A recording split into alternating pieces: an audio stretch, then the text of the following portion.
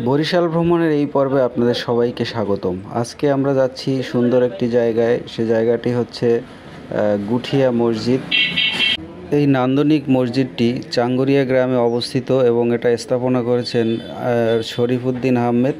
তো অসম্ভব সুন্দর এই জায়গাটি আমরা ভ্রমণ করব এবং আপনাদেরও সাথে নিয়ে ঘুরব। তো চলুন বন্ধুরা, আমরা ঘুরে আসি সেই গুঠিয়া মসজিদ থেকে।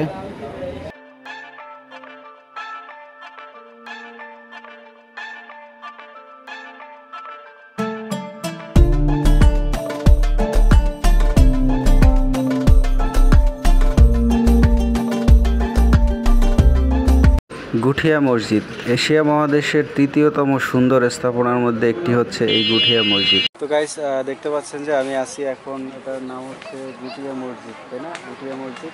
তো আসলে এটা হচ্ছে এই অঞ্চলের একটা ঐতিহ্য, অনেক সুন্দর একটা স্পট এবং এটা ধর্মীয় স্থান।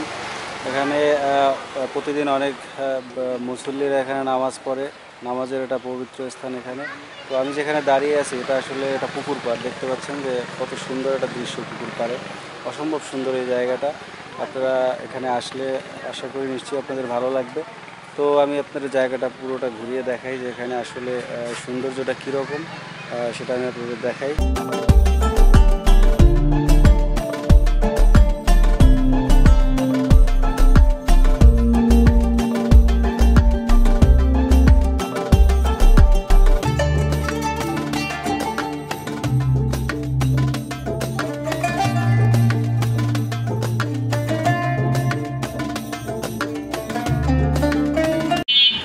গুঠিয়া মসজিদ নামে পরিচিতি পেলেও এটার আসল নাম হচ্ছে বাইতুল আমান জামে মসজিদ।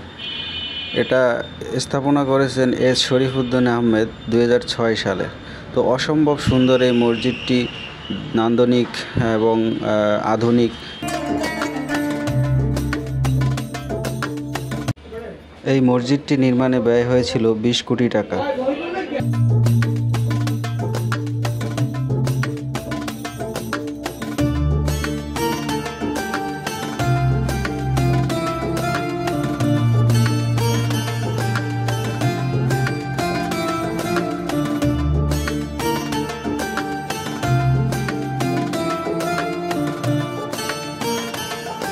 এই মসজিদ কমপ্লেক্সে ঢুকতেই প্রথমে পড়বে সুন্দর দৃষ্টিনন্দন একটি পুকুর এবং তার পাশেই হচ্ছে মসজিদটি অবস্থিত।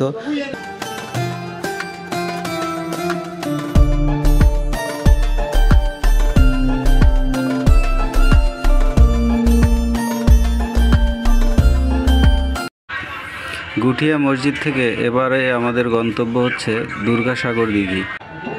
গুঠিয়া মসজিদ থেকে দুর্গাসাগরের দূরত্ব হচ্ছে 6.1 কিলোমিটার, যা যেতে সময় লাগে 15 থেকে 20 মিনিট।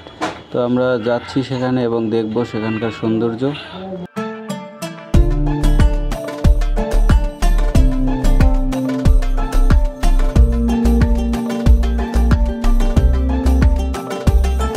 আমি দাঁড়িয়ে আছি একদম সেই দুর্গাসাগর দিঘির গেটে, দেখতে পাচ্ছেন।